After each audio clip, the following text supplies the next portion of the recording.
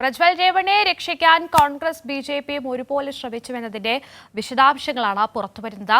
പ്രജ്വൽ രേവണ്ണയുടെ കയ്യിലിരിപ്പിനെ കുറിച്ച് കൃത്യമായ ധാരണയുണ്ടായിട്ടും കോൺഗ്രസിന്റെ ഉപമുഖ്യമന്ത്രി ഡി.കെ. ശിവകുമാർ ഇയാൾക്കെതിരെ ഒരു നടപടിയും സ്വീകരിച്ചില്ല. ബിജെപിയുമായി സഖ്യമുണ്ടാക്കിയപ്പോഴാണ് കോൺഗ്രസ് ഇത് പ്രചരണായുധമാക്കിയത്.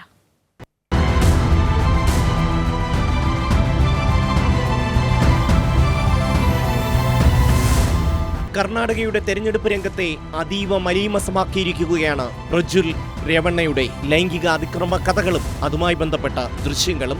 നമ്മുടെ രാഷ്ട്രീയ പാർട്ടികളുടെ നൈതികത, ധാർമ്മികത എല്ലാം കർണാടകയിൽ ചോദ്യം ചെയ്യപ്പെടുന്നു. രാഷ്ട്രീയ നേട്ടത്തിനു വേണ്ടി എന്ത് നെറികേടുകളെയും രാഷ്ട്രീയ പാർട്ടികൾ അംഗീകരിക്കും എന്നുള്ളതാണ് ഇതിലൂടെ വ്യക്തമാകുന്നത്. പ്രജ്വൽ രേവണ്ണയുടെ ലൈംഗിക അതിക്രമങ്ങളെക്കുറിച്ച് ആദ്യമേ തന്നെ ധാരണയുണ്ടായിരുന്നത് അവിടം ഭരിക്കുന്ന കോൺഗ്രസിനാണ്. JDS തങ്ങളുമായി തെരഞ്ഞെടുപ്പ് സഖ്യമുണ്ടാക്കുമെന്ന പ്രതീക്ഷയിൽ കോൺഗ്രസ് പക്ഷേ നിസ്സംഗത പാലിച്ചു. പ്രജ്വൽ രേവണ്ണ 200ഓളം സ്ത്രീകളെ പീഡിപ്പിച്ചതിന്റെ 2700ഓളം വരുന്ന ദൃശ്യങ്ങൾ കൈവശമുണ്ടായിരുന്നിട്ടും നിസ്സംഗത പാലിച്ച കോൺഗ്രസ് സർക്കാരിനെതിരെ അതിരൂക്ഷമായ വിമർശനമാണ് ഉയരുന്നത്. പ്രജ്വൽ രേവണ്ണയ്ക്ക് ജർമ്മനിയിലേക്ക് രക്ഷപ്പെടാൻ അവസരമൊരുക്കിയത് കോൺഗ്രസ് ആണെന്ന ശക്തമായ വിമർശനം പല കോണുകളിൽ നിന്നും ഉയരുന്നു. രാഷ്ട്രീയ നേട്ടത്തിനു വേണ്ടി കൊടുംകുറ്റവാളിയെ പിന്തുണച്ചു എന്നതാണ് ഇപ്പോൾ കോൺഗ്രസിനെതിരെയുള്ള പ്രധാന ആരോപണം. ഇത് മറികടക്കാൻ വിവിധതരം പ്രതിഷേധ പ്രകടനങ്ങളുമായി രംഗത്ത് വന്നിരിക്കുകയാണ് കോൺഗ്രസും യൂത്ത് കോൺഗ്രസും മഹിളാ കോൺഗ്രസുമെല്ലാം.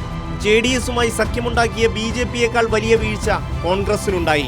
കഴിഞ്ഞ വർഷം ജൂൺ മുതൽ തന്നെ രേവണ്ണയുടെ ദൃശ്യങ്ങൾ ഉപമുഖ്യമന്ത്രി D.K. ശിവകുമാറിന്റെ കൈവശമുണ്ടായിരുന്നു. നൂറുകണക്കിന് സ്ത്രീകളെ പീഡിപ്പിച്ച പ്രജ്വൽ രേവണ്ണയെ സംരക്ഷിക്കുന്നതിൽ കോൺഗ്രസ് നേതൃത്വത്തിന് ഒരു മനസാക്ഷി കുത്തുമുണ്ടായില്ല. BJPയെ ശക്തമായി തന്നെ വിമർശിക്കുമ്പോഴും അധികാരം കയ്യിലുണ്ടായിട്ടും പ്രജ്വൽ രേവണ്ണയോട് വിട്ടുവീഴ്ച കാണിച്ച കോൺഗ്രസ് നേതൃത്വത്തിനെതിരെയാണ് വലിയ വിമർശനം ഉയരുന്നത്.